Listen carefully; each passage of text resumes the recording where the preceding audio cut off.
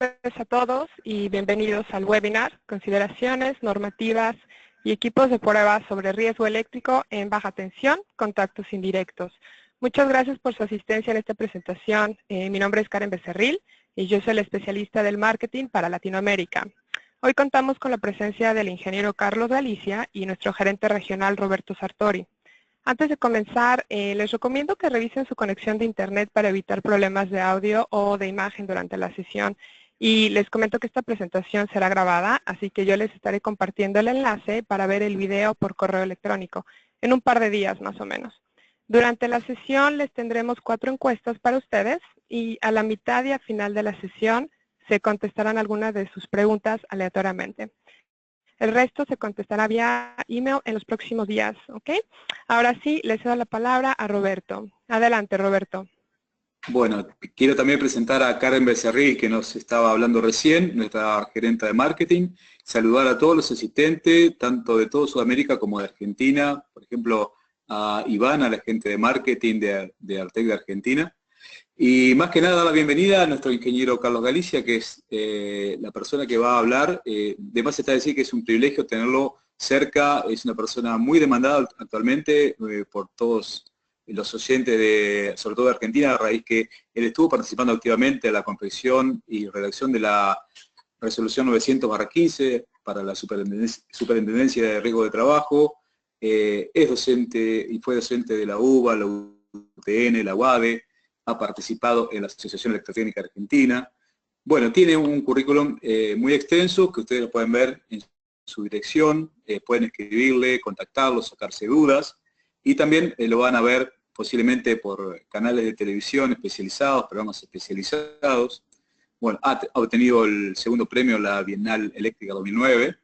Bueno, vamos a pasar directamente al temario, del tema que más nos incluye ahora, lo más apasionante e importante en nuestras vidas, que es la seguridad eléctrica. El ingeniero nos va a explicar más en detalle las incumbencias en las instalaciones, tanto particulares como industriales. Vamos a ver reglamentaciones de distintos países. Una cosa muy importante, que son los esquemas de conexión a tierra, que definen después cómo se van a hacer este tipo de pruebas, ya sea puestas a tierra, tensión de paso, de contacto. Vamos a ver un tema muy interesante, que es el circuito de falla a tierra. Los dispositivos que ustedes ya conocen, que tenemos en todas las instalaciones, pero que no todas cumplen. Y como decíamos, la importancia de hacer la medición de lazo o de loop, como le llamamos desde Megger. Este webinar está auspiciado por Megger, así que posiblemente vamos a ver algunas imágenes de equipos de nuestra marca y cómo se conectan. Así que lo dejo en la presencia del ingeniero Carlos Galicia.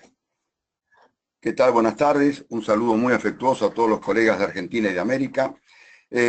Vamos a hacer en este seminario, va a ser un seminario introductorio. No se puede hablar en 1 hora y media todos los temas vinculados con la seguridad eléctrica, pero trataremos de dejar plantadas las balizas más importantes sobre el particular. En esta primera imagen estamos viendo un bebé que está gateando y que está por meter un dedo en un tomacorriente. Si esto llegara a ocurrir, este bebé recibiría una descarga eléctrica que se llama contacto directo. En el centro vemos el símbolo de riesgo eléctrico, pone una norma IEC a la 60417, y a la derecha vemos a un operario portando un instrumento Megger en multifunción, haciendo una verificación en una instalación. Todos los reglamentos del mundo, prácticamente en todos los países, tienen un objetivo, que es velar por la seguridad de las personas y demás. Ahora lo vamos a describir con cierto detalle. En Estados Unidos, muchos de ustedes, básicamente los muchachos que están en Centroamérica o en América del Norte, saben que se maneja el reglamento americano con el NEC, que es una norma de la NFPA 70. Y a la vez en Estados Unidos han adaptado el reglamento NEC para ser utilizado en ambientes laborales con la llamada norma NFPA 70E, que es una extracción del reglamento eléctrico aplicado al ambiente laboral. Acá a la izquierda ven el reglamento de Estados Unidos, el NEC, y a la derecha ven la NFPA 70E. Y en el centro estamos simbolizando un equipo de fútbol que representaría a Estados Unidos. Así que no se equivocó el autor de la imagen. En Brasil tenemos otro reglamento. Es el reglamento hecho por la Asociación Brasileña de Normas Técnicas, que se llama NBR norma brasileña 5410. Son instalaciones eléctricas en baja tensión. Brasil también tiene una norma de cumplimiento obligatorio en todo el país con el objetivo de velar por la seguridad de los trabajadores. Es la NR10. Esa norma se aplica a todo el ambiente laboral del vecino país. A la izquierda y al pie izquierdo de la pantalla vemos la parte superior del reglamento brasileño y a la derecha estamos viendo la norma NR10. En Chile también se aplica un reglamento de instalaciones eléctricas, es del año 2003, el de Chile, aplicable a instalaciones de baja tensión. A la derecha vemos una imagen del reglamento, de la tapa o carátula del reglamento chileno. En Argentina tenemos un reglamento que está vigente desde el año 2006, que se llama AEA 9364. Dos pequeñas aclaraciones. ¿Por qué se llama AEA? Porque en Argentina quien elabora el reglamento es la Asociación Electrotécnica Argentina. ¿Y por qué se llama 9364? Porque Argentina, al igual que Brasil y al igual que Uruguay, se basó en la redacción de su reglamento en una norma, la norma IEC 60364, que es la norma de instalaciones eléctricas en baja tensión. Como le hizo mejoras a ese documento de la IEC, le cambió el número, le llamó 90364 en lugar de 60364. A la vez, en Argentina existe una ley de higiene y seguridad en el trabajo, que es también bastante antigua, es la 19587 del año 72, que tiene 4 decretos reglamentarios. En esa ley nacional se obliga a usar el reglamento de la EA en todo el país. En Uruguay existe un reglamento de baja tensión elaborado por la UTE. ¿Quién es la UTE? La UTE es Usinas y Transmisiones Eléctricas, de la empresa distribuidora de energía en Uruguay.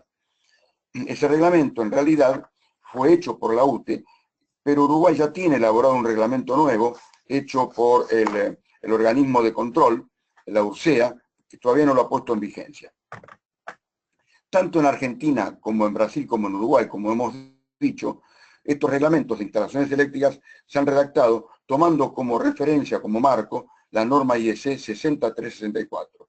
Digamos, para los amigos de Latinoamérica que no están muy vinculados con las normas IEC, que la IEC, que tiene sede en Ginebra, es el organismo normativo más importante del mundo.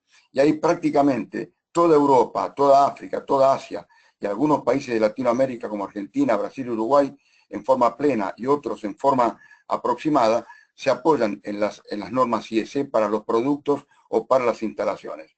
Los países de Centroamérica, Canadá, México y algún otro de Sudamérica, Venezuela, se apoyan en las normas americanas.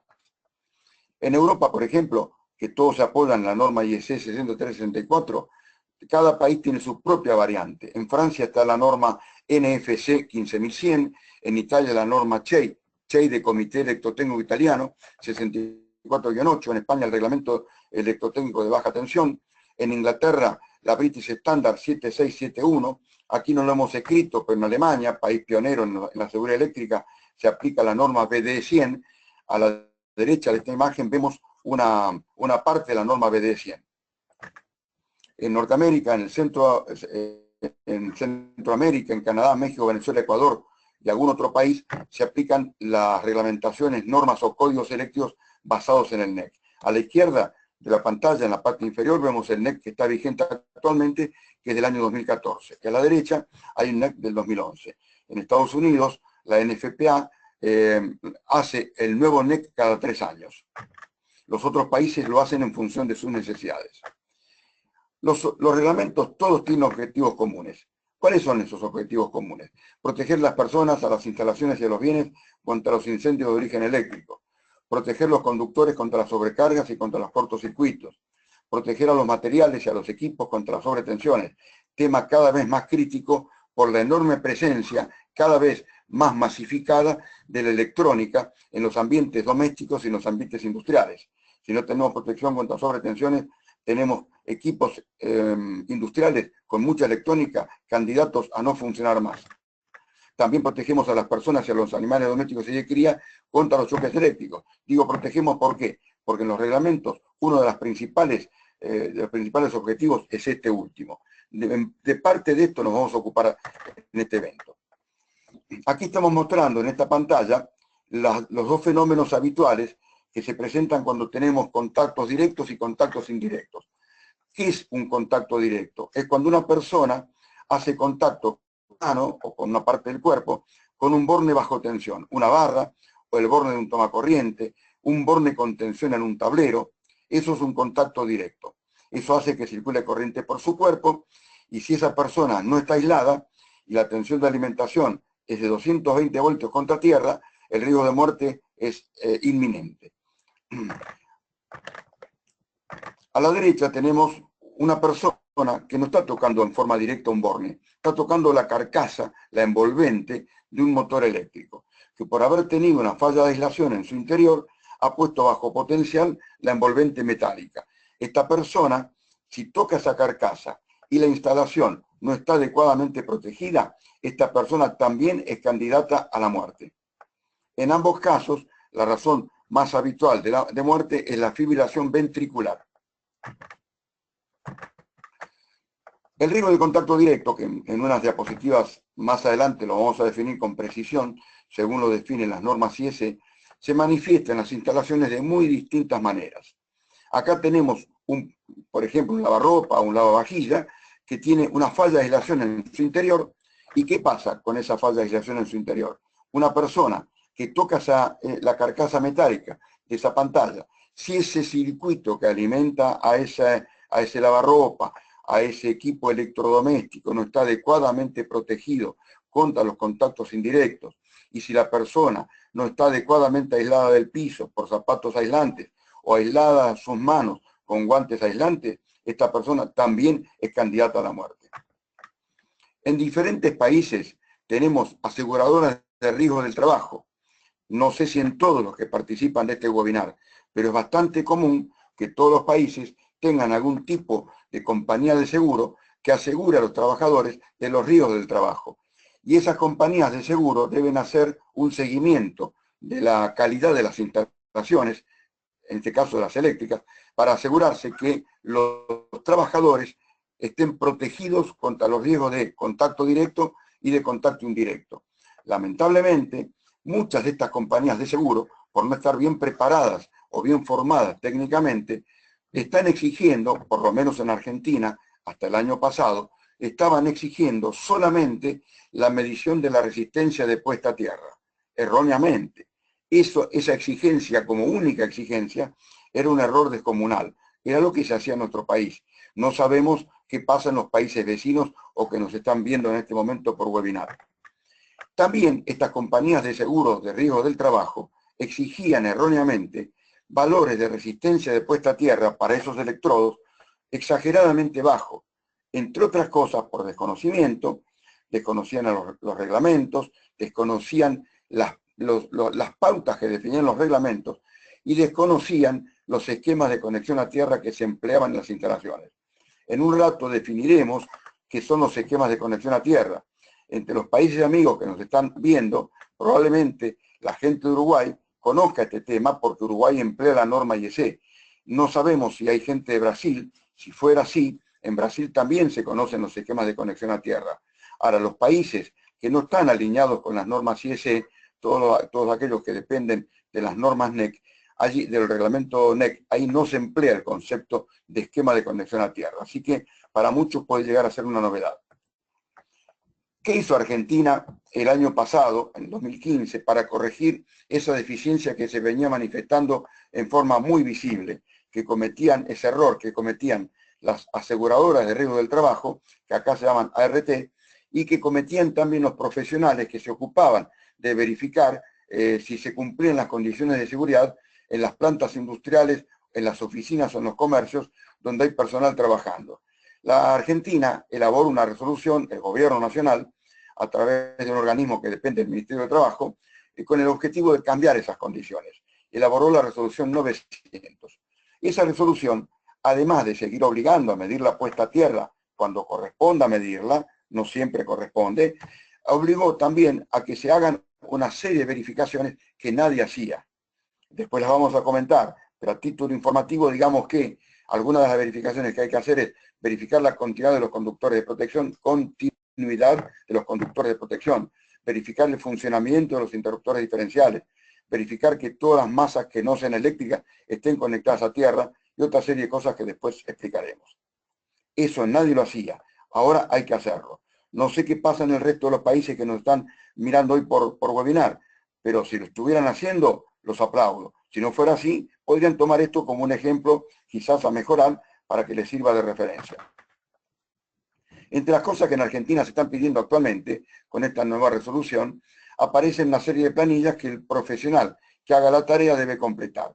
En estas planillas se indican una serie de cosas importantes. Por ejemplo, marca, modelo y número de serie del instrumento utilizado. Acá se dice del instrumento. En realidad, debería decir de los instrumentos utilizados. ¿Por qué? Porque acá se pueden usar varios instrumentos. Se puede usar un telurímetro para medir la resistencia de puesta a tierra, se puede usar un instrumento que mida continuidad, un instrumento que verifique el funcionamiento de los diferenciales, un instrumento que mida corrientes de falla.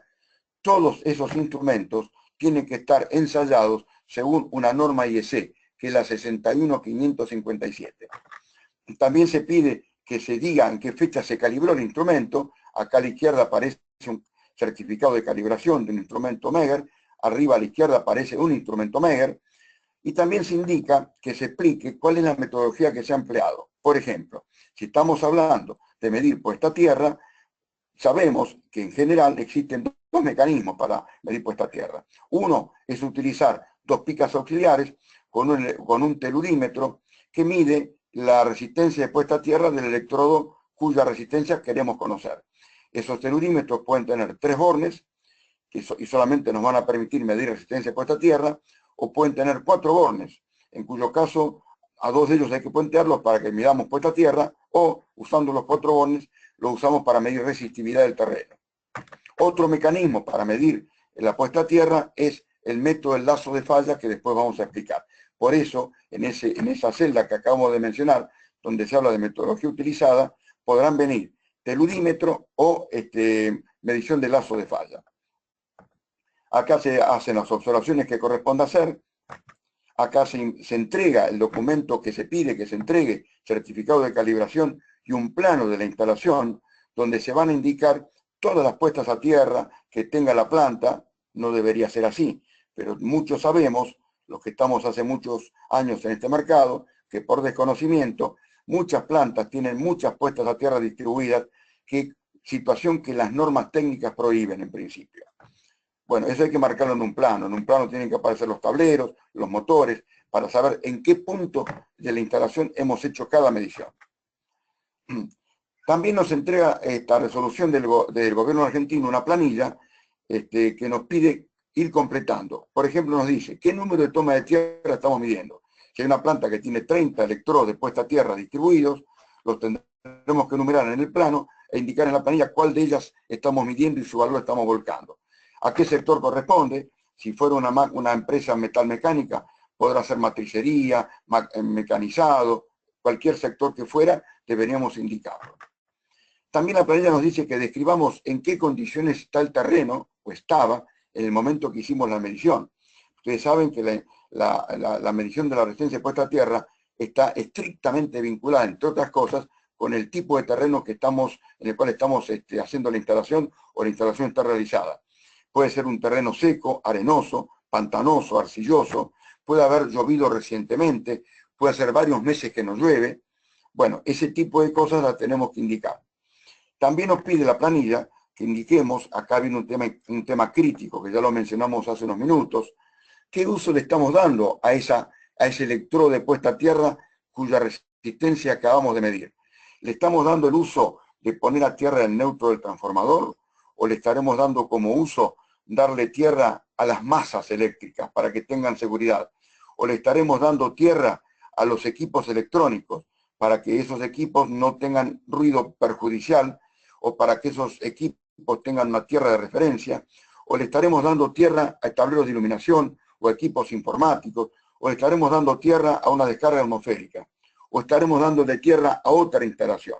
Sepamos que en nuestro caso, en Argentina, esta cantidad de puestas a tierra que se describen no significa que deban existir. En realidad, en las instalaciones eléctricas, en el peor de los casos o en el mejor de los casos, como lo querramos ver, deberían haber 3 puestas a tierra.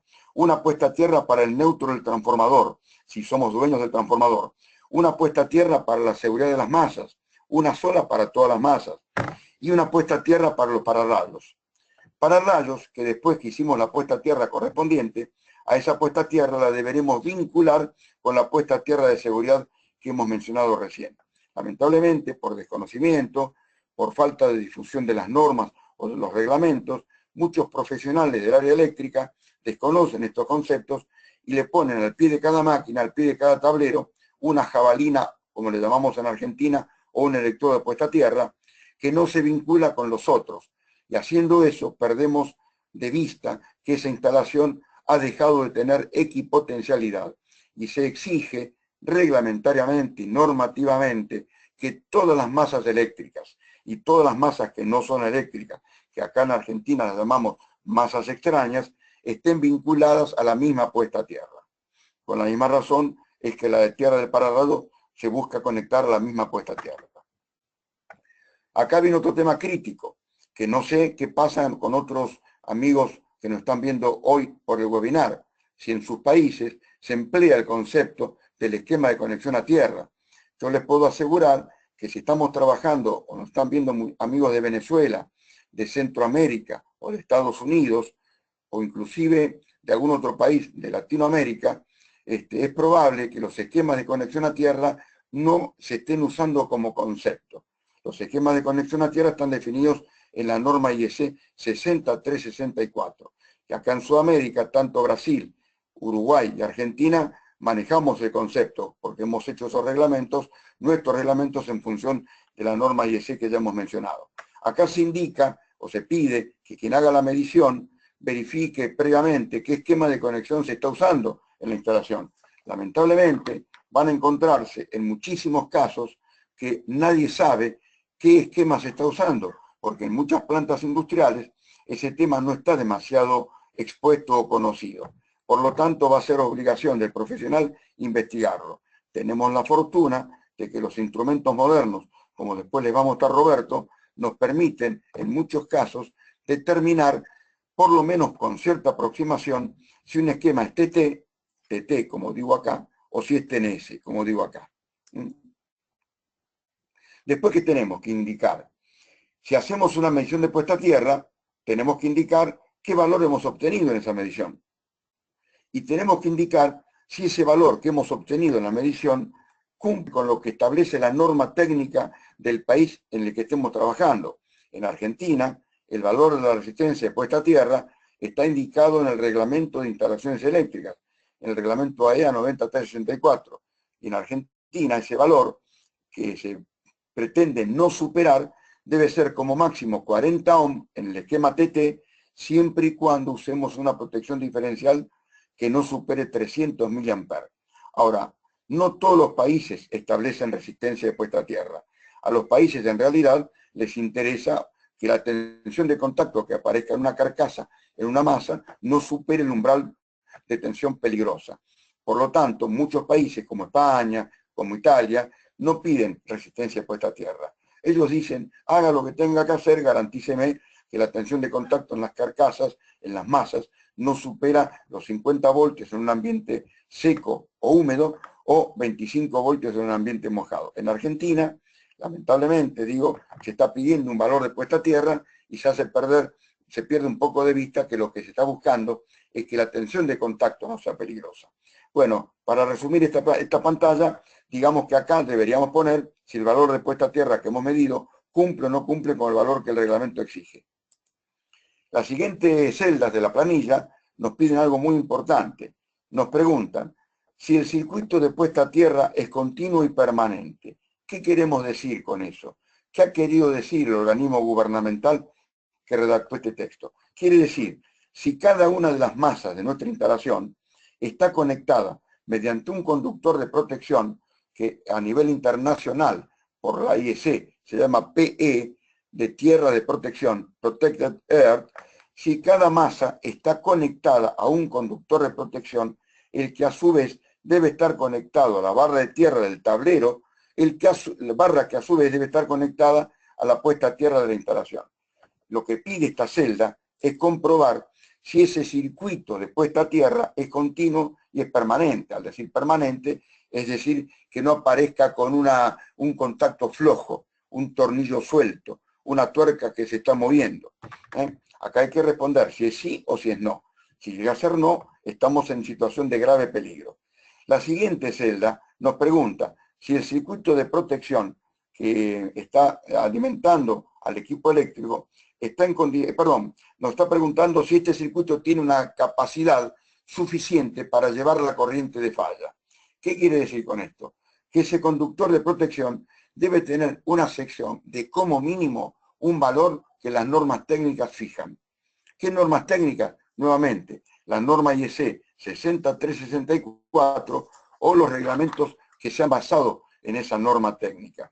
Para tener una idea, para aquellas personas que no saben lo que dice la norma IEC nos da una tabla para cumplir y nos dice que si los conductores de línea de la alimentación son de 2,5, 4, 6, 10 o 16 milímetros cuadrados de sección, el conductor de protección deberá tener la misma sección que el conductor de línea, con una pequeña restricción para el conductor de 2,5.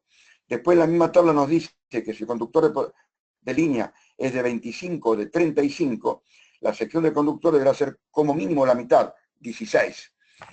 Como mínimo 16. Y después nos dice la tabla que si los conductores de protección superan los 35, o sean 50, 70, 95, y así podemos continuar hasta 630 milímetros cuadrados de sección, la sección de conductor de protección deberá ser la mitad del conductor de línea, como mínimo. Si queremos hacerlo más, podemos hacerlo de mayor sección, pero como mínimo esa sección. Después el reglamento nos da una fórmula de cálculo cuando esas secciones son exageradas para poderlas reducir con fundamento técnico. Las últimas dos celdas nos preguntan lo siguiente. La protección contra los contactos directos, contra los contactos indirectos que estamos procurando, la obtenemos haciendo actuar a un interruptor diferencial o un dispositivo diferencial en forma genérica, o a un interruptor automático o a un fusible. ¿Por qué estamos empleando acá la palabra dispositivo diferencial? DD como un acrónimo. Porque tenemos que saber que existen en el mercado interruptores diferenciales que tienen anclaje DIN y el formato de ventana DIN que van desde 10 mA hasta 1000 mA por la norma IEC 61008. La norma en realidad llega hasta 500, pero muchas fábricas importantes hacen con el mismo formato diferenciales de hasta 1000 mA. Eso lo llamamos interruptores diferenciales. En algún momento en Argentina se los llamó disyuntores diferenciales. Estamos tratando de que sí, y se los llama interruptor diferencial. Pero hay otros dispositivos diferenciales con otros formatos que también cumplen el mismo rol, que son toroides que se montan separados del interruptor, que van acoplados a un relé que se monta en el panel de instrumentos. Ese toroide detecta la corriente de falla, le da aviso al relé y el relé le da aviso al interruptor para que el interruptor automático abra. Y otro modelo que se emplea son módulos de acople diferencial que se acoplan directamente al interruptor automático, que cumplen la misma función. Bien, vamos a comprobar, a mostrar más adelante, que las normas técnicas de algunos países, entre ellos Argentina, obligan a que cuando el esquema de conexión a tierra es TT, se utilice solamente como dispositivo de protección contra los contactos indirectos los dispositivos diferenciales. Mientras que, si el esquema de conexión a tierra es TNS, las normas técnicas permiten usar los dispositivos diferenciales o los interruptores automáticos o los fusibles, siempre y cuando estén bien elegidos. La última celda, que es la 32, nos está preguntando si el dispositivo de protección que hemos elegido puede abrir en forma automática el circuito que alimenta a la masa que está averiada para protegernos de los contactos indirectos, condición fundamental, porque ¿de qué sirve poner un interruptor termomagnético o automático en un esquema TT, donde la corriente de falla pueden ser 20 amperes, si el interruptor va a reaccionar con una corriente de 200 amperes? Ese interruptor no abre nunca. Por lo tanto, si ese fuera el caso, ahí deberíamos decir que el dispositivo no cumple con lo que pide la norma. Excelente, Carlos, muchas gracias. Bueno, a continuación tendremos las primeras dos preguntas de la encuesta. así que vamos a tomarnos unos segundos para contestarlas. ¿Ok? La primera, se las leo. ¿Realiza usted pruebas de instalaciones eléctricas? Si por favor me pueden indicar sí o no. Ya les doy unos segundos para que tengan tiempo.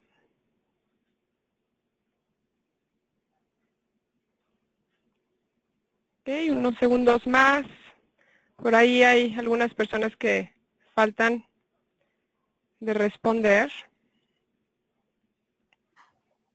Ok, tengo 80%. Y esperamos unos segundos más.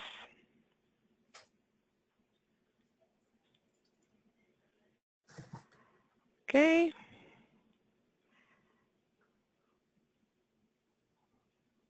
Bueno, ahora les voy a compartir los resultados. 79% sí, 21% no. Excelente. Ahora pasamos a la segunda pregunta. ¿Considera importante seguir una norma o reto para hacer los ensayos de seguridad eléctrica? Si por favor toman unos segundos para contestar.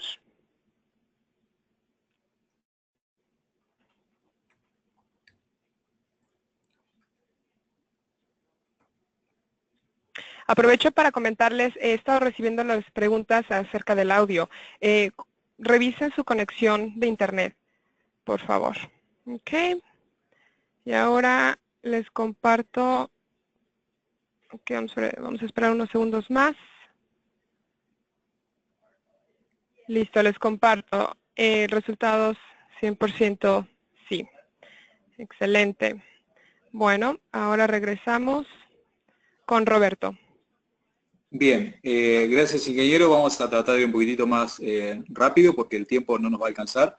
En cuanto a las técnicas y equipos para medición de puesta a tierra, Megger tiene una oferta de equipos bastante importante. Pero veamos conceptualmente qué sería la medición de puesta a tierra, donde tenemos el electrodo, que es la resistencia principal que queremos medir eléctricamente, la resistencia de contacto entre este electrodo y la tierra que la circunda, que es lo que va a cambiar la resistencia cuando esté floja o sulfatada, y finalmente la resistencia de la tierra en sí. Hay un cuarto concepto que es la resistencia del morseto y el conductor de puesta a tierra, que es el que muchas veces no estamos teniendo en consideración. Cuando hacemos la medición clásica, convencional con el telurímetro, muchas veces se nos pide quitar ese conductor. Como vamos a ver en esta imagen, donde hacemos la medición clásica por caída de potencial. Tenemos un electrodo que es el incógnita, el cual está instalado. Tenemos el telurímetro que viene con dos jabalinas o dos estacas o electrodos. El de la derecha que vemos aquí es el llamado de corriente, el C. Tenemos al medio el P de potencial.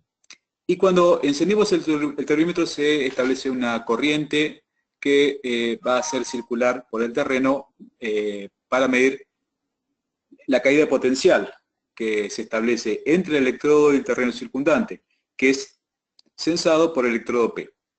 El dato es registrado por el voltímetro internamente. Obviamente el telurímetro, los telurímetros modernos, ya nos dan el dato electrónicamente ya calculado de cuál es el valor en ohms.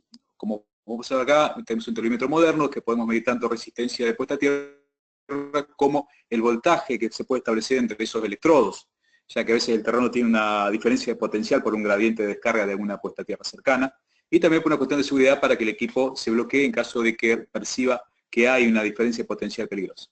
Lo que explicaba el ingeniero para medir resistividad del suelo, el método se llama Wenner, donde tenemos que distribuir las estacas a una distancia proporcional, que llamamos A y B en cuanto a la profundidad y la distancia entre sí. Tenemos del mismo modo dos electrodos de corriente, donde se va a establecer una circulación por el terreno, y el electrodo P1 y P2 colectan esa caída de tensión. Como decíamos acá, el objetivo es saber la resistividad en sí de la Tierra, no ya de una puesta de tierra existente. Y el valor de resistencia que informa el telurímetro se multiplica por el valor A, que es la distancia, por 2 y por pi, y así podemos obtener el valor de resistividad, que es muy importante para aquella gente que hace instalaciones de puestas a tierras nuevas y determina si hay que poner más o menos jabalines. Bien, el telurímetro, por ejemplo, el D2/2 es un equipo muy indicado para hacer resistividad del suelo, o sea que tiene 4 bornes, y también por sus capacidades permite hacer mediciones en sistemas más grandes, ¿no? En subestaciones. También tenemos equipos con pinzas, que son los que se usan actualmente y que están más bien restringidos a ciertos lugares donde tenemos sistemas anillados o mallados que permiten hacer un retorno de la corriente por el hilo de guarda, por ejemplo, el sistema mallado en subestaciones. Estos sistemas tipo pinza son muy rápidos, pero se aplican solamente, por ejemplo, a estos casos y no tanto a sistemas de baja tensión como a veces tenemos en las instalaciones pequeñas industriales. Así que eso lo vamos a ver más aparte, posiblemente en un futuro webinar dedicado específicamente a puesta a tierra. Así que lo dejo a la presencia de Carlos y vamos a avanzar rápidamente con el resto de lo que es el webinar. Bueno, muchas gracias, Roberto. Bueno, ahora vamos a continuar tratando de explicar qué se entiende para aquellos que no tengan demasiado claro qué es un contacto indirecto. La norma IEC define el contacto indirecto como el contacto eléctrico de las personas o los animales domésticos o los animales de cría con masas eléctricas que se han puesto bajo tensión a continuación de una falla de aislación. Falla de aislación que puede ocurrir porque se soltó un conductor en un tablero, porque perdió aislación un conductor en una instalación y transmite un potencial peligroso a la envolvente metálica. Eso es un contacto indirecto cuando una persona lo va a tocar. De ese riesgo tenemos que proteger a la gente. Acá tenemos el lavarropa que mostramos más temprano, que ha tenido en su interior una falla de aislación. Esta persona, si ese circuito que alimenta el lavarropa no está adecuadamente protegido, con una instalación de puesta a tierra y con un interruptor diferencial en el esquema TT, esta persona, si a la vez no está aislada del suelo con zapatos aislantes o no tiene sus manos aisladas con guantes aislantes, está expuesta a un riesgo de contacto indirecto fuerte. Acá tenemos otro ejemplo parecido. En la imagen de la izquierda tenemos una persona que está frente a un lavarropa por establecer un equipo, que tiene una falla de aislación y que pone bajo tensión a la envolvente metálica del lavarropa. En esta instalación al equipo están entrando el conductor de línea y el neutro. No llega el conductor de tierra. Esta persona es candidata a la muerte porque la corriente circula por su cuerpo y si no hay un interruptor diferencial de 30 mA en el circuito que alimenta el lavarropa, esta señora muere. En la imagen siguiente, la que está acá al lado, lo que vemos es que se ha agregado el conductor de puesta a tierra a un electrodo de puesta a tierra. En este caso, la corriente de falla provocada por la falla de aislación va por el conductor de protección hacia la tierra.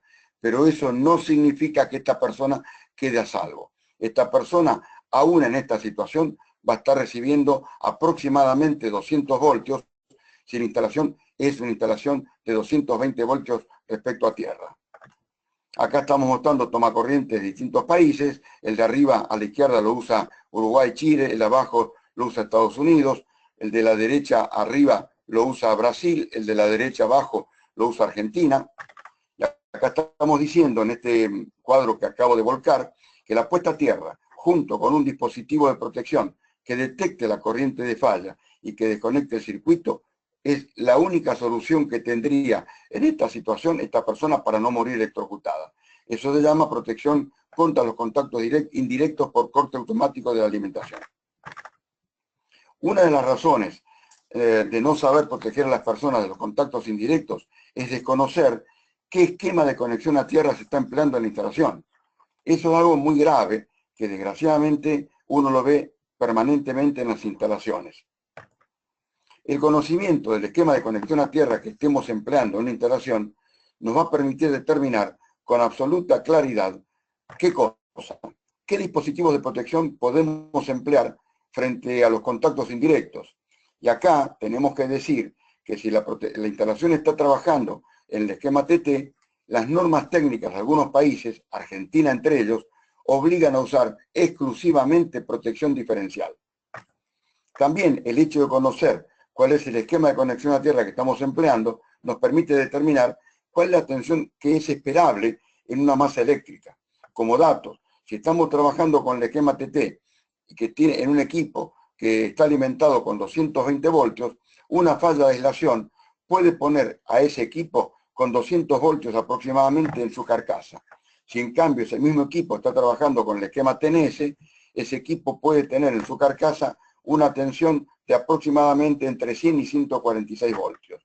Y también el hecho de conocer cuál es el esquema de conexión a tierra nos permite determinar cuáles son los máximos tiempos tolerables para que el interruptor que ve la falla abra. En el esquema TT tiene que abrir con mayor rapidez porque la tensión de contacto es mayor que en el esquema TNS. Vamos a mostrar ahora es el esquema TT. ¿Qué tiene de particular el esquema TT? Tiene una tierra, que es la del neutro del transformador, que la llamamos RB, y tiene otra tierra, la RA, que es la tierra de protección o tierra de seguridad.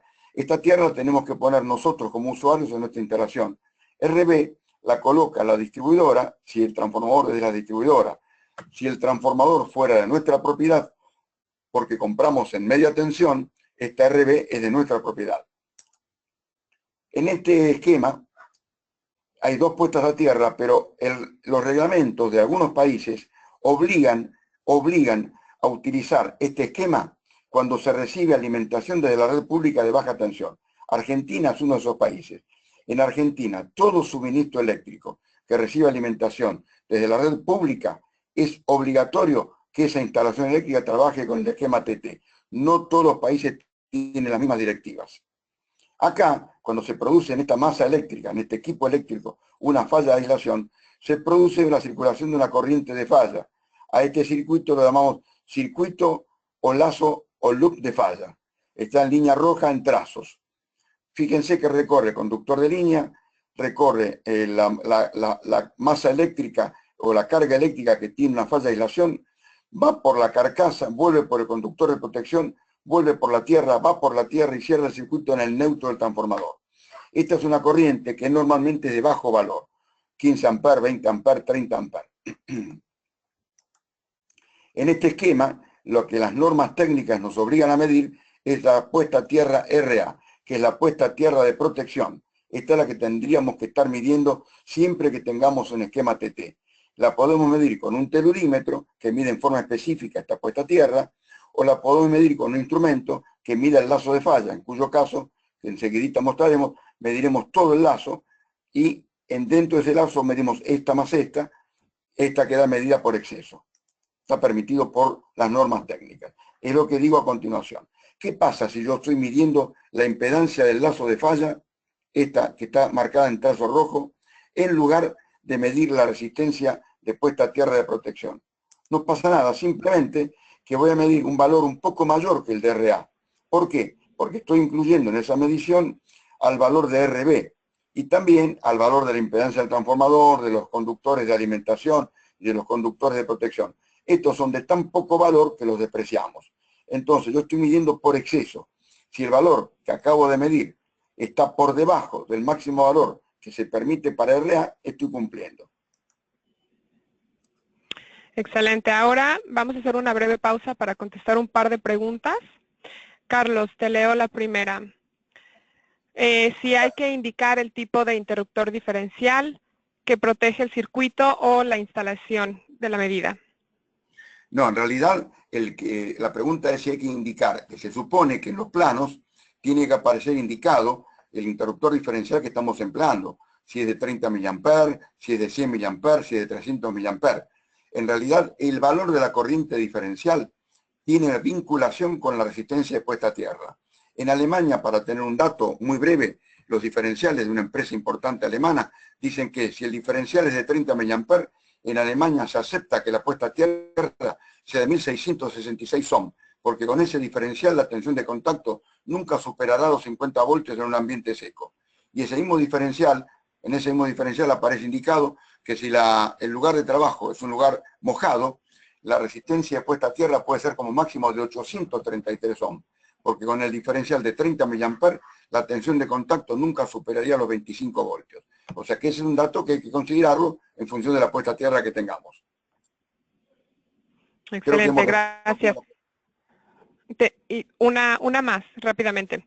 ¿Qué pasa si hay una descarga atmosférica y las mallas están conectadas con la de la seguridad de los potenciales peligrosos que pueden aparecer? Perfecto, es una pregunta muy sabia esa. No pasa nada en la medida que tengamos toda la instalación interna del establecimiento equipotencializada, todas las masas eléctricas, todas las masas extrañas conectadas a la misma puesta a tierra. En ese caso, todo sube al mismo potencial. Y además, en esos casos, las normas técnicas obligan a que en la instalación interior haya dispositivos de protección contra sobretensiones.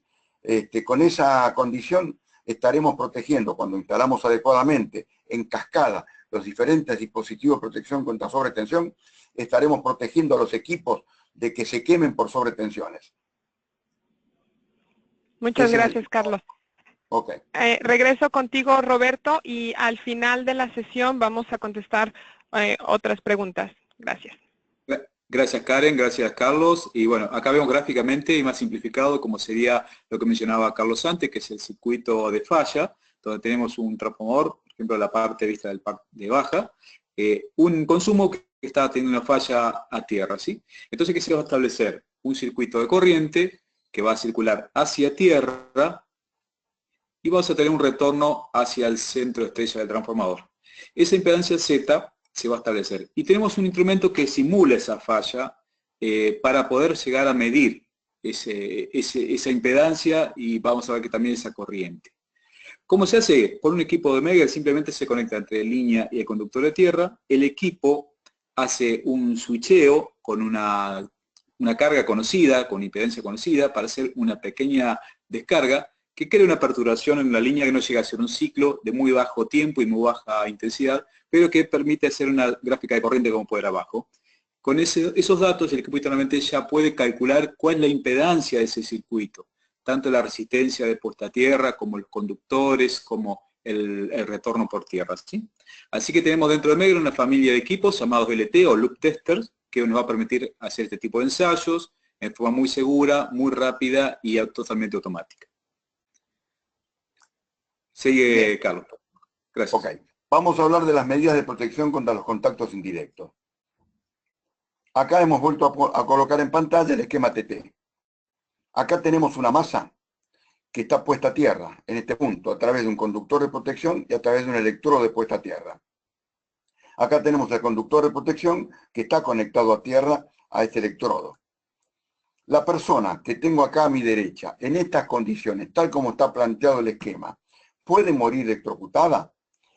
Muchos responderían, antes de este webinar, probablemente que no, porque estarían viendo que la masa está puesta a tierra. Sin embargo, la respuesta es que sí. Esta persona puede morir electrocutada. La pregunta es ¿por qué puede morir electrocutada? Bueno, primero, a la persona la estamos considerando que está con los pies no aislados de la tierra y sus manos sin guantes aislantes. ¿Qué pasa en estas condiciones?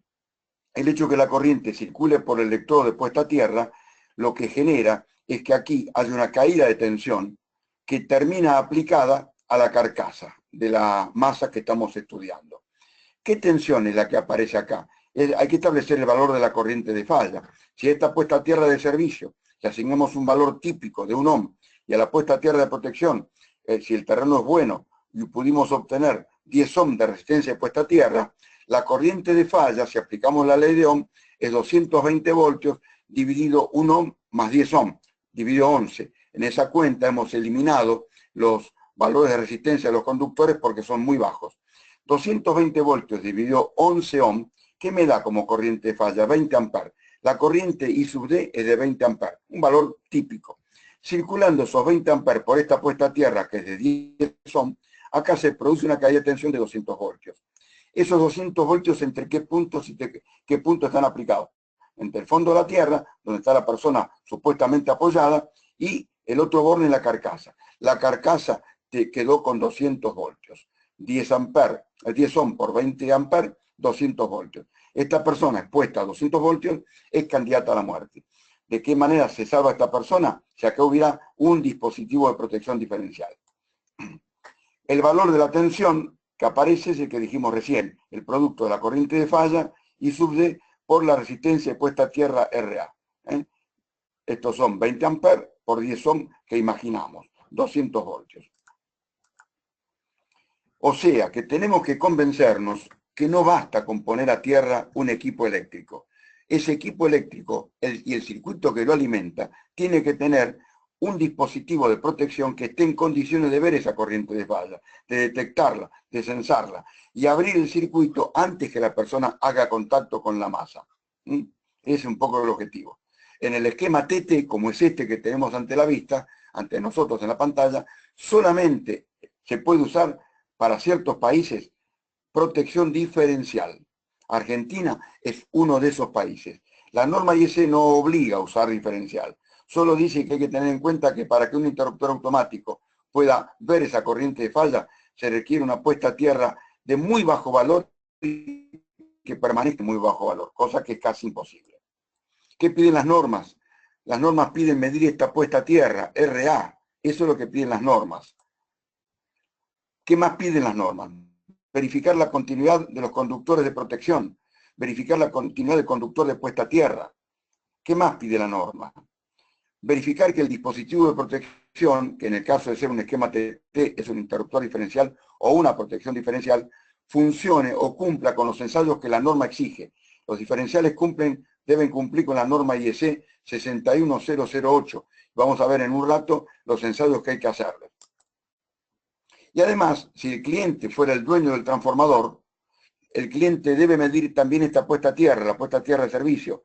No porque esta puesta a tierra de servicio participe del circuito de falla en forma estricta, porque esta puesta a tierra siempre participa, normalmente es de muy bajo valor.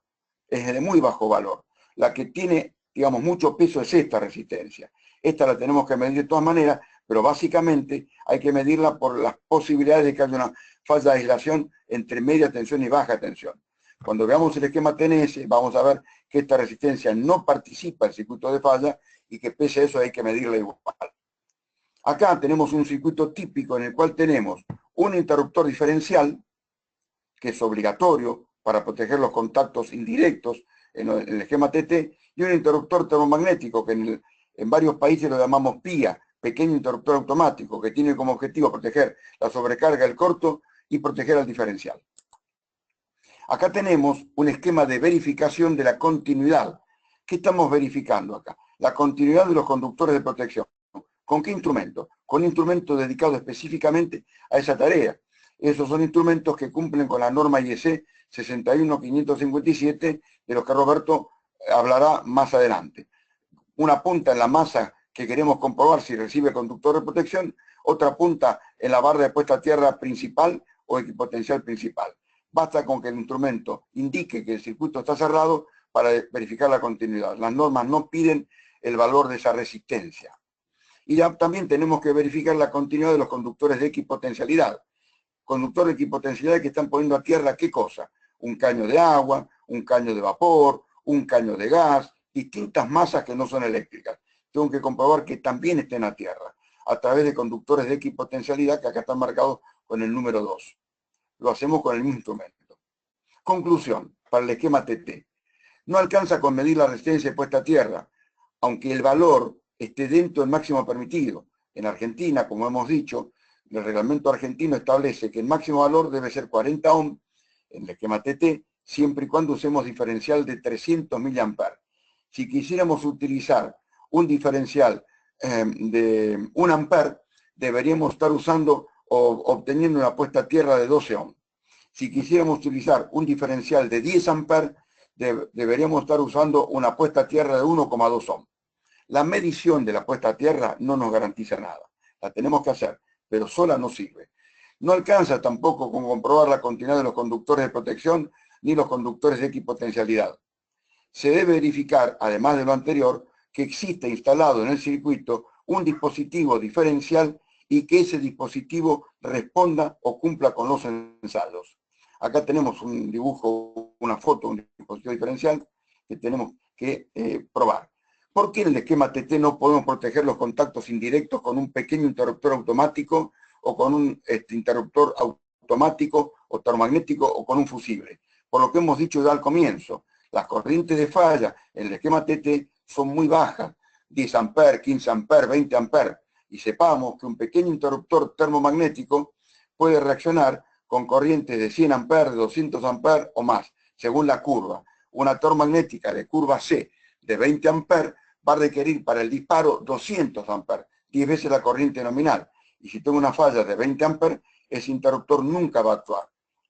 Por esa razón, en muchos países se exige el empleo de dispositivos diferenciales para proteger los contactos indirectos.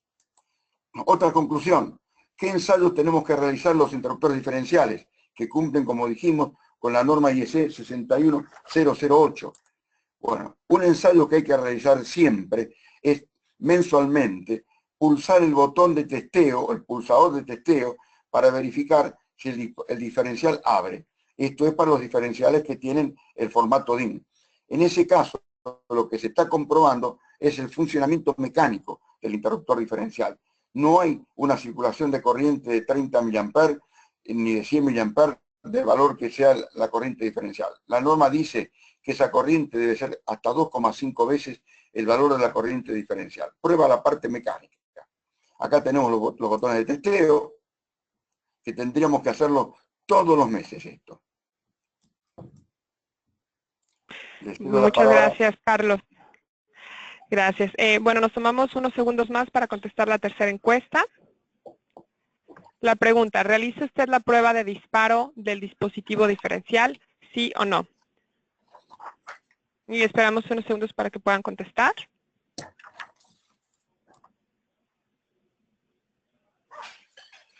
Okay, esperamos unos segundos más.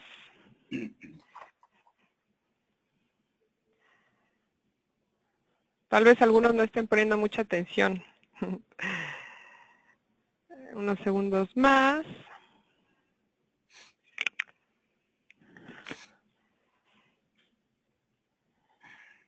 Bueno, y ahora les comparto las respuestas. 57% sí, 43% no. Bueno, y ahora regresamos contigo, Carlos. Ok, muchas gracias. Diría que la encuesta da un valor bajo. Uno esperaba que mucha más gente hiciera esa verificación. Bien, retomando la continuidad del desarrollo técnico, ¿qué otra conclusión tenemos que tener en cuenta en el esquema TT? ¿Qué ensayos, además de la prueba del botón de testeo que acabamos de comentar, debemos hacer a los diferenciales? Eso lo tenemos que hacer por medio de profesionales que estén capacitados. ¿Qué nos piden las normas técnicas, los reglamentos? Verificar un diferencial con la mitad de su corriente diferencial y comprobar que no dispare con la mitad de su corriente diferencial. No debe disparar porque si disparara, eso haría que cuando se van sumando pequeñas corrientes de fuga o pequeñas corrientes de falla, que no serían suficientes para el disparo, esas pequeñas corrientes de fuga ya harían actuar el diferencial. Un diferencial, por norma, no debe actuar con la mitad de su corriente diferencial ni con ningún valor menor. Después hay que comprobar en qué tiempo dispara ese diferencial cuando a ese diferencial se le aplica en un solo bloque su corriente diferencial asignada. A uno de 30 mA, cuando le aplicamos en un bloque 30 mA, ese diferencial debe disparar en como máximo 300 milisegundos. Es muy probable que muchos de los que están concurriendo al webinar, si fueran consultados antes de esta respuesta, respondieran 30 milisegundos. ¿Por qué? Esos 30 milisegundos son un mito que vienen circulando desde hace muchos años en el mercado, que no tiene ninguna vinculación con la realidad. El tercer ensayo que nos pide la norma es aplicarle 2 veces la corriente diferencial al diferencial. O sea, a uno de 30 aplicarle 60 mA. Y en ese caso de disparar como máximo en 150 milisegundos. El otro ensayo que hay que hacerle, el cuarto, es aplicarle 5 veces la corriente diferencial. A uno de 30 le aplicamos en un bloque 150 mA. Y ahí la norma nos dice que como máximo debe disparar en 40 milisegundos. Y finalmente, el último ensayo que se le pide al diferencial es un ensayo de rampa, corriente en rampa. Es una corriente que va creciendo gradualmente desde cero. Uno lo va viendo en la pantalla, cómo va subiendo 6, 9, 12, 15, no debe disparar, 18, 21, 25. Y por allí disparó con 25 mA. Ese es el valor de corriente diferencial de disparo. Y además, el instrumento nos indica cuál es el tiempo en el que actuó. O sea que con esos ensayos podemos garantizar que si se cumplen todos, el diferencial funciona correctamente. Ahora, lamentablemente, estos ensayos no siempre son hechos. Hoy tenemos instrumental de sobra para hacerlo. Mever nos ofrece instrumentos multifunción que nos permiten hacer estos ensayos en forma perfecta. Pero lamentablemente, a veces por falta de conocimiento, no los hacemos. Para terminar con este tema, ¿Qué es fundamental en el esquema TT? Ya lo dijimos, es una reiteración para reforzar. Medir la resistencia de puesta a tierra. Medir la continuidad de los conductores de protección entre cada masa eléctrica, que será un tablero metálico, un motor, una luminaria, y la barra equipotencial principal o la barra de puesta a tierra principal. Medir la continuidad de los conductores de equipotencialidad. ¿Entre quién? Entre cada masa extraña y la barra de puesta a tierra principal. ¿Qué es la masa extraña? Puede ser la columna metálica de un tinglado metálico, puede ser una columna metálica de una estructura, un caño de agua, de vapor, una bandeja portacable, que para el reglamento de Argentina la bandeja portacable está considerada como una masa extraña. ¿Qué más tenemos que medir? Entre la continuidad de los conductores de protección entre cada borne de tierra de los tomacorrientes. Los tomacorrientes tienen borne de tierra, tenemos que verificar que cada borne esté conectado a tierra. Y verificar con los sensores que acabamos de decir el funcionamiento de los diferenciales. Eso hecho en un esquema TT nos va a garantizar una adecuada protección contra los contactos indirectos. Seguimos con Roberto. Gracias, Carlos. Bueno, para ilustrar lo que comentaba Carlos sobre las normas IEC y cómo se aplican a los instrumentos, se realiza la mención muy sencilla, ya sea tomando con el equipo entre línea y la conductor de puesta a tierra, o directamente con el toma corriente. Acá se puede ver a la derecha cómo el selector selecciona la corriente diferencial nominal que vamos a querer probar, y a la izquierda podemos seleccionar el testeo de 50% de la veces de la corriente nominal, o 1, o 2, o 5, o la rampa, como decía Carlos en la normativa, ¿sí? O sea que el equipo Megger está cumpliendo exactamente lo que pide la IEC. Bien, la siguiente filmina, vemos un poquito más la aplicación de estos equipos de loop tester, porque solamente podemos hacer varias pruebas, ya sea entre línea y puesta a tierra, o línea neutra o línea, si fuera una línea trifásica. También podemos saber la corriente presunta que puede tener esa descarga. Como hemos visto en el gráfico anterior, en caso de una falla a tierra tenemos un circuito con una impedancia dada, pero también podemos tener el caso de una falla entre la línea de alimentación, o sea, entre fase y neutro, o fase y fase. En este caso también se establece un loop. Ya no un loop de falla, sino un loop de cortocircuito, que también va a tener una impedancia dada. Esa impedancia depende, en este caso como vemos, del calibre de esos conductores, de la distancia de los conductores, de todos los fenómenos que tengamos en camino en ese loop.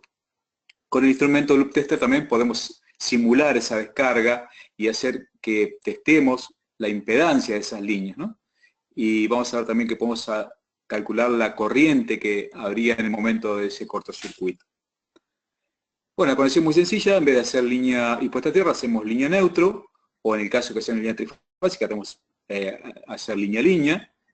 También el equipo permite conectar en forma simultánea la puesta a tierra y los neutros, y así tener la lectura, por ejemplo, que vemos acá, ¿no? La impedancia, línea puesta a tierra, línea neutro, y también muy interesante esta parte, el tercer LED, que nos indica la impedancia entre neutro y puesta a tierra, en los casos que hubiera una diferencia potencial importante y se establezca. Este botón, que es el PFC, es el que yo les comentaba, que nos da un valor estimado de la corriente de descarga, generalmente es un valor en kiloamperes, y es lo que llamamos PFC, sería la corriente de falla presunta, ya sea de falla, y en el PSC sería la corriente presunta de descarga de cortocircuito. Bueno, gracias Roberto. Ahora vamos a, digamos, en la última parte técnica, vamos a hablar de los esquemas de conexión a tierra TN. Nosotros tenemos tres variantes de esquemas de conexión a tierra TN. La variante TNC, que es una variante que en Argentina está prohibida y en muchos países está prohibida, que es una variante en la que el conductor de protección, PE, se confunde con el conductor neutro y hacen un solo conductor que se llama PEN. Este esquema está prohibido porque genera muchos problemas en las instalaciones, además no permite el uso de protección diferencial para proteger los contactos indirectos. Un corte en este conductor que estoy marcando con el mouse haría que quede esa carcasa bajo tensión, y además, como el conductor neutro siempre está recorrido por corriente de desequilibrio, siempre tiene tensión. Por lo tanto, si yo conecto el neutro a la carcasa, mi carcasa va a tener 10, 15, 20, 30 voltios, lo que tenga el neutro. Este esquema está prohibido. Este esquema se resuelve desdoblando el conductor P en dos conductores, en el conductor neutro y el conductor P, y pasamos a tener el esquema TNS. Solo que en el esquema TNS, como ustedes se dan cuenta, si acá hubiera una corriente de falla, la corriente de falla no circularía por la puesta a tierra. Por lo tanto, en este esquema, medir esta puesta a tierra para que esa medición nos indique algo respecto a la seguridad del contacto indirecto en baja no tiene sentido. A esta puesta a tierra hay que medirla por la posibilidad de una falla entre media y baja. Después tenemos un esquema mixto, este que está acá arriba a la derecha, que combina en parte TNC y en parte TNS. Ambos esquemas en Argentina están prohibidos, en otros países también, y en otros países se los permite con restricciones. ¿Cómo identificamos si nuestro sistema de puesta a tierra es TT o es TNS? Lo podemos hacer justamente con el instrumento que acaba de mostrar Roberto, en una de cuyas posiciones mide el lazo de falla formado por el neutro y el conductor de protección. Si ese lazo de falla nos da un valor 0,5, 0,6, 0,8, 1, 1,5, es un esquema evidentemente TT, porque ese circuito se cierra por conductores metálicos. Si en cambio esa medición nos da un valor de 8, 9, 10 ohm, ese va a ser un esquema TT. En el anterior caso era un TNS, en este caso es un TT. ¿Por qué? Porque la resistencia de puesta a tierra de protección hace que ese lazo de falla tenga un valor importante. Si el valor de la medición nos dio 3 o 4 ohms, estamos seguros de dónde estamos parados, tendremos que hacer una investigación. Recordemos, si el valor de la medición nos dio cercano a los 8 o 9 ohms, el esquema es TT. Si el valor de la medición nos dio cercano al ohm o a los 2 ohms, el esquema es TNS. Eso nos lo permite hacer el instrumento.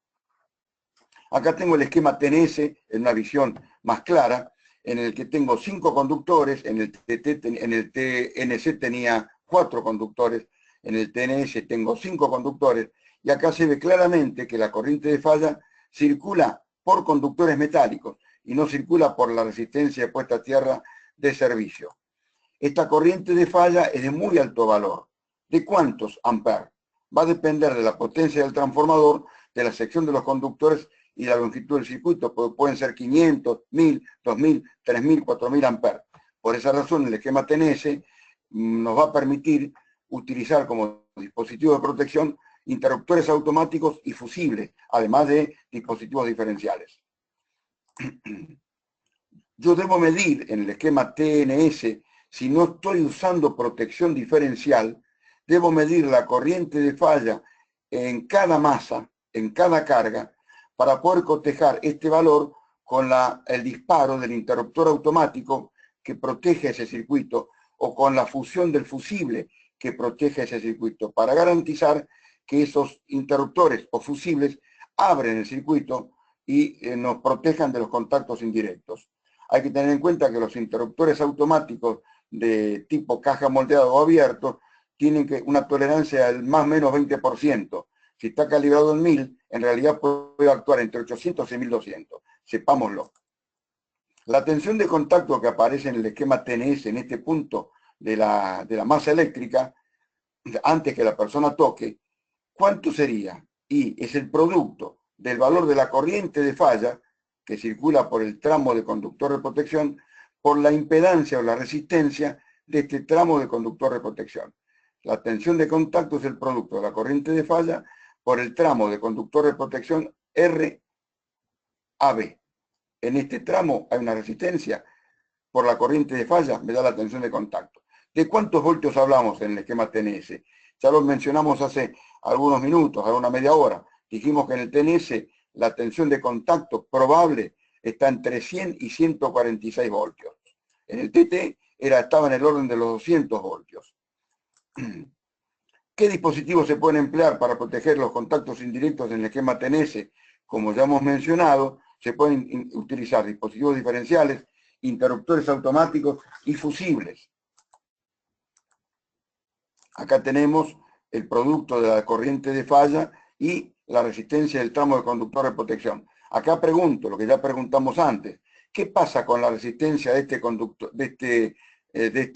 lector de puesta a tierra, que es la puesta a tierra de servicio, y con la corriente de falla. ¿Qué pasa? No, en realidad esa resistencia de puesta a tierra de servicio no participa del circuito de falla. Por lo tanto, que esta resistencia tenga 1 ohm, 0,5 o 3 ohm no cambia el valor de la corriente de falla. La tendremos que medir, sí, para poder determinar el riesgo de una falla de media-baja, pero no porque juegue con el lazo de falla. Muchos la miden sin saber por qué la miden. ¿Qué mediciones hay que realizar en el esquema TNS? La corriente de falla en el punto 1, si se emplean interruptores automáticos o fusibles, comprobando que el interruptor automático reaccione con esa corriente de falla o que el fusible funda. Si en cambio tengo protección diferencial, no tengo obligación de medir la corriente de falla, solamente estoy obligado a probar el diferencial. ¿Qué tensión de contacto tendría en este punto? Si no tuviera protección contra los contactos indirectos, los valores que mencioné antes. Si tengo conductor de protección de la misma sección que el conductor de línea, la tensión de contacto sería la mitad de los 220 voltios, si estuviéramos en un sistema de 220 voltios respecto a tierra, 110 voltios. Si en cambio estuviéramos en una instalación donde se utiliza un conductor de protección de la mitad de la sección del conductor de línea, en ese caso la tensión de contacto sería 146 voltios.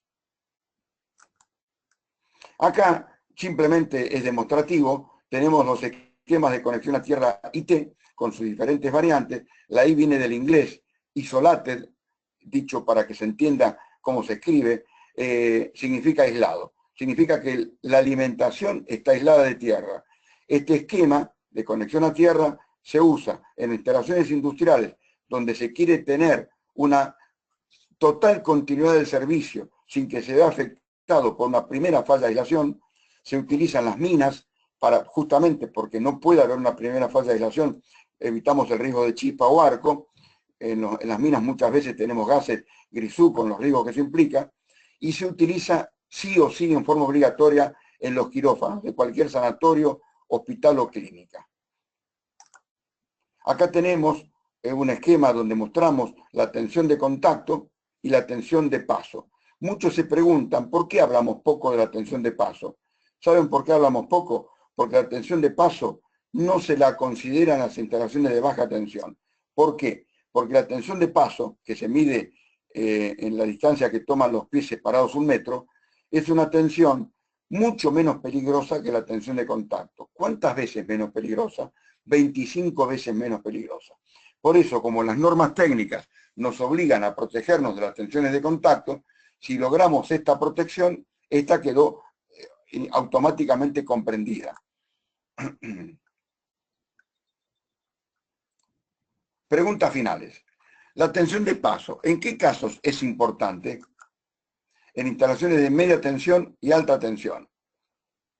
Para la IEC, las instalaciones de media tensión son las superiores a 1000 voltios de alterno a 1500 de continua. En nuestro país llegan hasta 33.000 voltios. Las que están por arriba son de alta tensión. En las instalaciones de baja tensión no son importantes.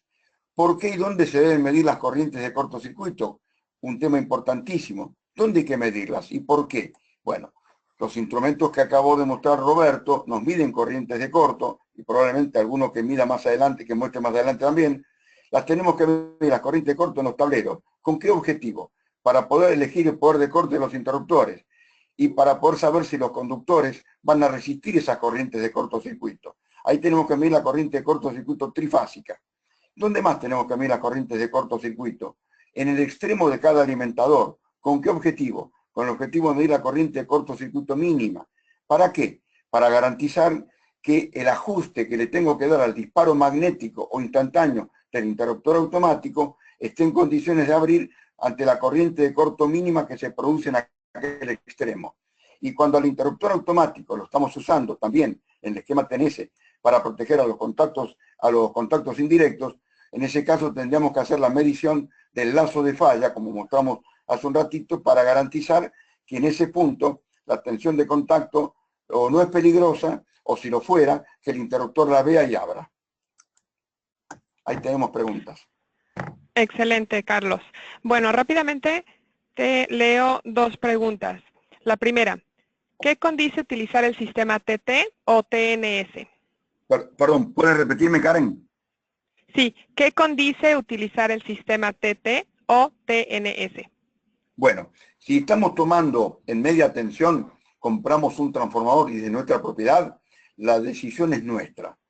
El esquema TT obliga a usar en toda la instalación protección diferencial. Eso hace que ese esquema sea un poco más seguro que el TNS.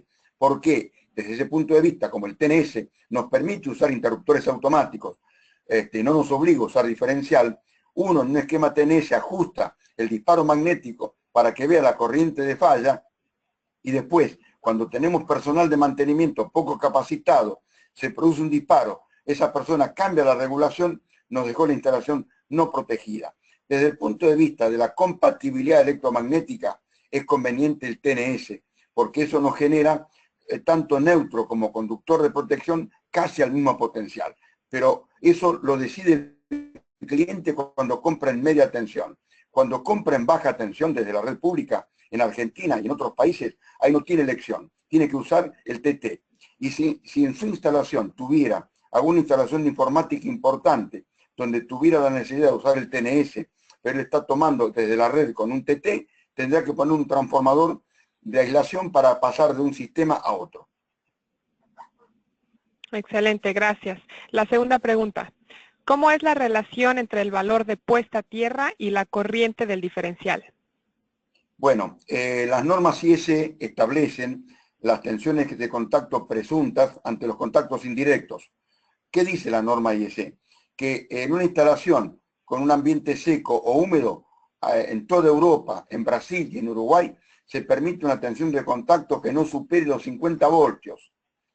En Argentina, lamentablemente, quienes redactaron las normas de seguridad pusieron 24 voltios. Entonces, en Argentina lo que hemos hecho ha sido, a esos 24 voltios, imaginarlos todavía menores. Entonces pusimos 12 voltios. Entonces, cuando tengo un diferencial de 300 mA, cuya corriente está circulando por la puesta a tierra, que es de 40 ohms, y el diferencial está a punto de disparar, en esa puesta a tierra se produjo una caída de 12 voltios.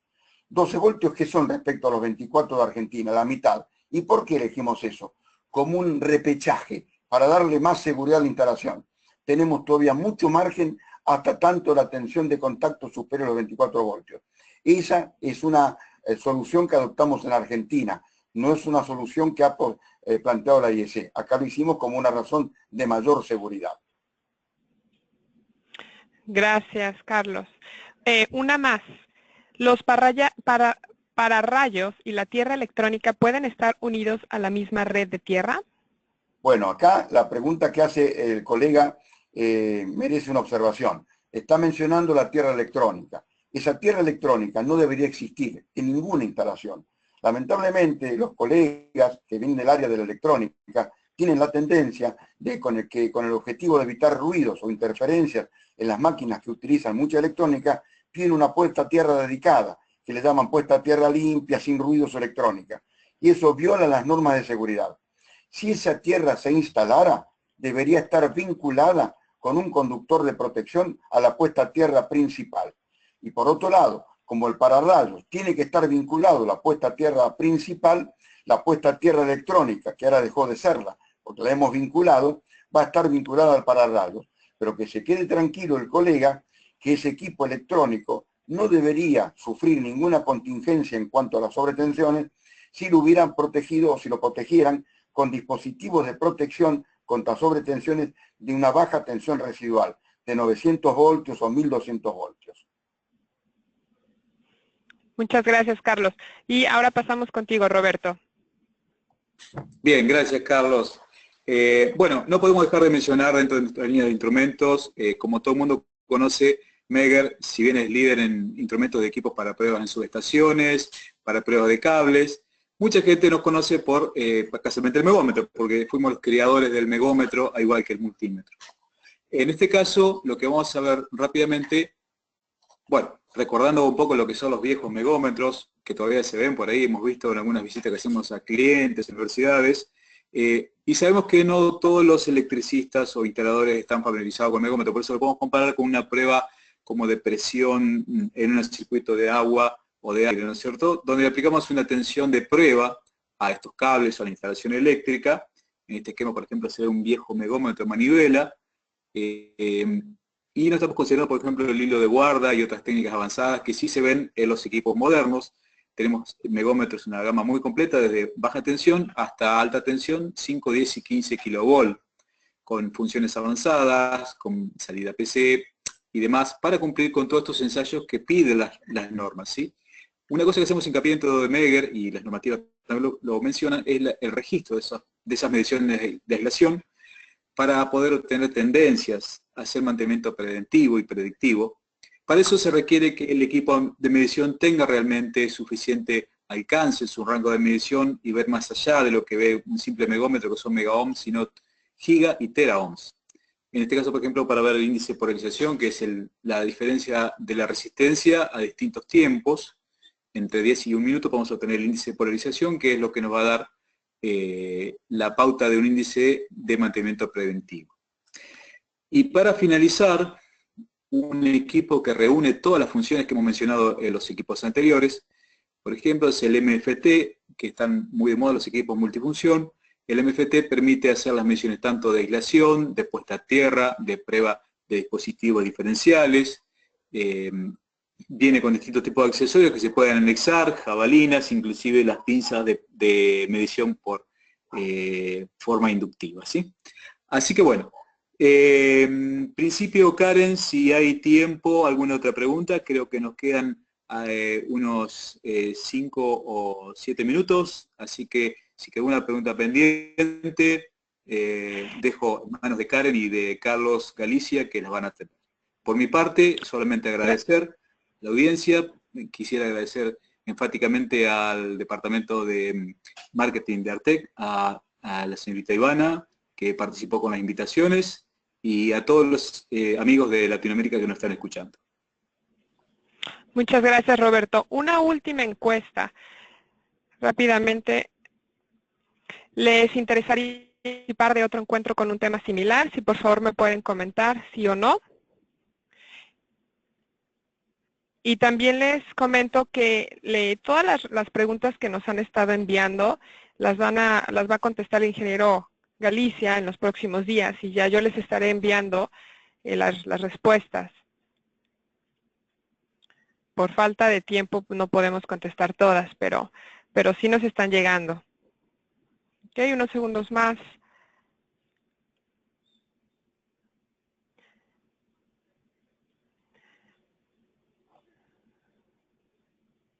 Okay.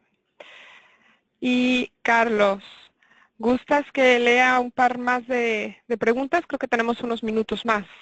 Me interesaría saber lo que la gente quiere que le respondamos, con todo gusto. Perfecto. Déjame escoger una. Ok.